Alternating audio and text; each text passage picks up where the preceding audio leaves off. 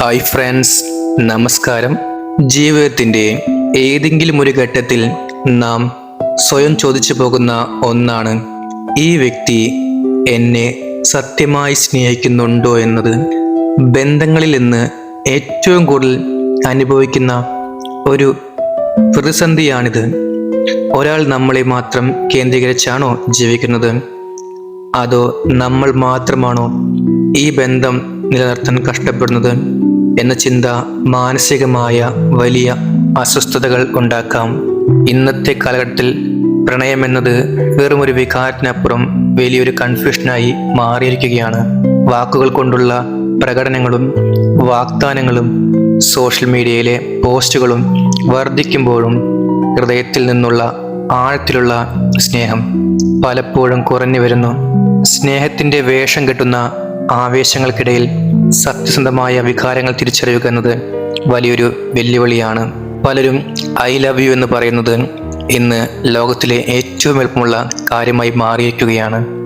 എന്നാൽ ആ വാക്കുകൾക്കനുസരിച്ചുള്ള പ്രവർത്തികൾ കാണിക്കുക എന്നതാണ് യഥാർത്ഥ സ്നേഹം. പലപ്പോഴും സ്നേഹം എന്നത് ഒരു വികാരത്തിനുപരിയായി പലർക്കും ഒരു ശീലമായി മാറുന്നു. ഒരു ശീലമെന്ന നിലയിൽ സ്നേഹം പ്രകടിപ്പിക്കുമ്പോൾ അതിൽ ആത്മാർത്ഥത ഉണ്ടാകില്ല.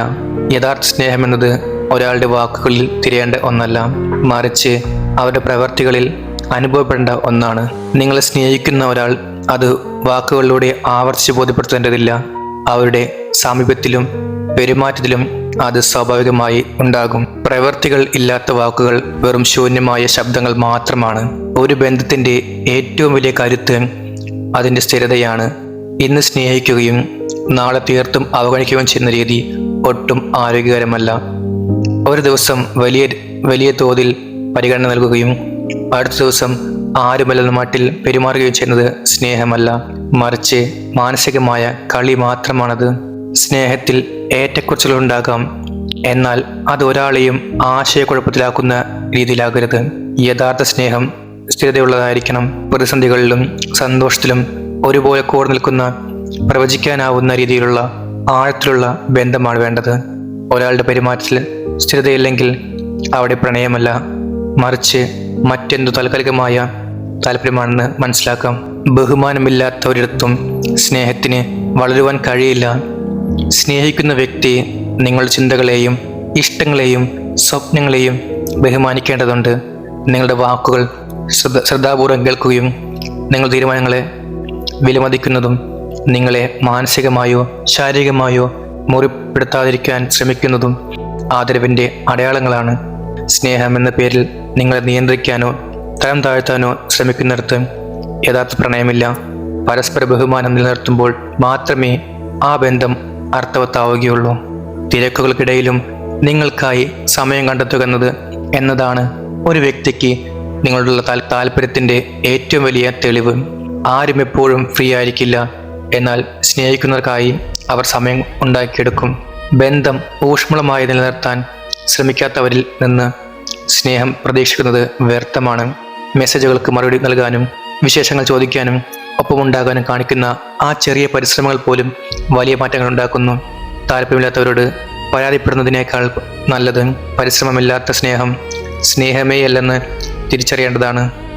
യഥാർത്ഥ പ്രണയം നിങ്ങൾക്ക് നൽകേണ്ടത് സമാധാനമാണ്, അല്ലാതെ ഉത്കണ്ഠയല്ല.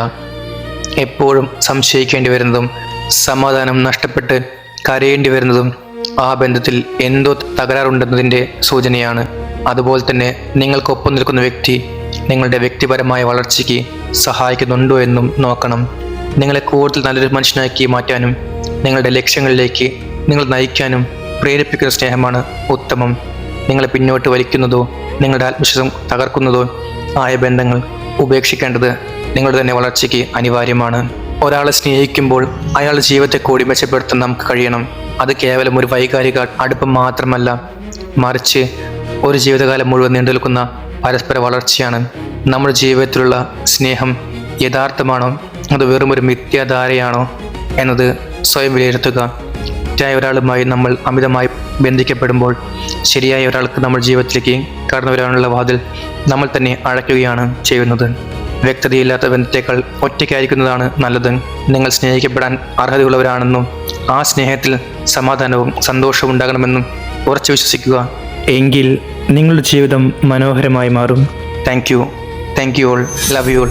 ബൈ. Take care.